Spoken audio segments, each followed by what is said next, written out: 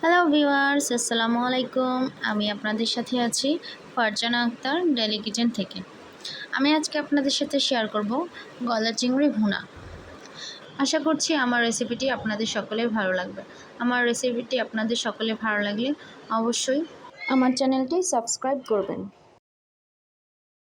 আমি এখানে রান্নার জন্য প্রায় 10টির মতো গলদা চিংড়ি নিয়ে নিয়েছি। এবার এটিকে হলুদ, মরিচ এবং লবণ দিয়ে একটা সাইডে রেখে দিয়েছিলাম। এটাকে ভেজে একদম ভালো মতো ভেজে নিয়েছি। আমি যে কড়াইয়ে চিংড়ি মাছটা ভেজেছিলাম সেই একই কড়াইয়ে পেঁয়াজ কুচি দিয়ে দিয়েছি প্রায় 1 কাপের মতো। পেঁয়াজটাকে একদম ভালো মতো ভেজে নিতে হবে।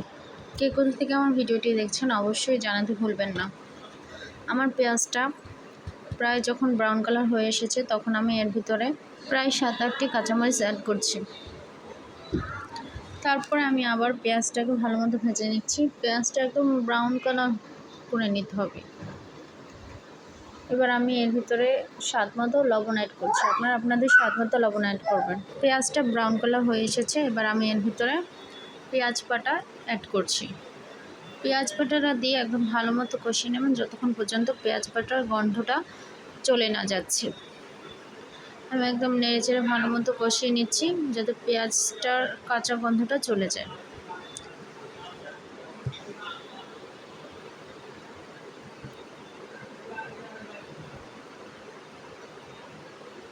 পেঁয়াজটার কাঁচা গন্ধটা চলে গেলে এর ভিতরে আমি হলুদের গুঁড়ো অ্যাড করছি।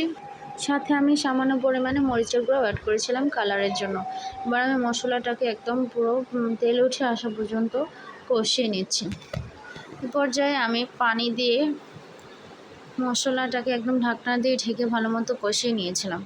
এবার আমি আগে থেকে ভেজে রাখা চিংড়ি মাছগুলো দিয়েও মশলার সাথে ভালো মতো কষিয়ে নিচ্ছি চিংড়ি মাছগুলো, যাতে মশলাগুলো ভালো মতো চিংড়ি মাছের গায়ের সাথে মিশে যায়।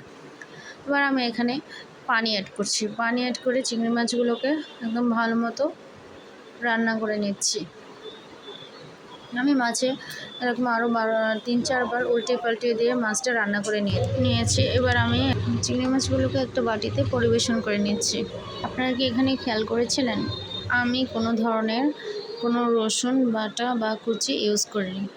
চিংড়ি মাছ রান্নার ক্ষেত্রে রসুনটা স্কিপ করাই বেটার। কিছু কিছু রেসিপি আছে কতগুলো মশলা ইউজ করলেই মজা লাগে না, ঠিক তেমনই চিংড়ি মাছেও রসুন বাটাটা ইউজ করলে মজা লাগে না, তাই আমি রসুন বাটাটা স্কিপ করেছি। আপনাদের আমার ভিডিওটি ভালো লাগলে অবশ্যই লাইক, কমেন্ট এবং শেয়ার করবেন। কোথা থেকে ভিডিওটি দেখছেন অবশ্যই কমেন্ট করে জানাতে ভুলবেন না। সবাইকে অসংখ্য ধন্যবাদ।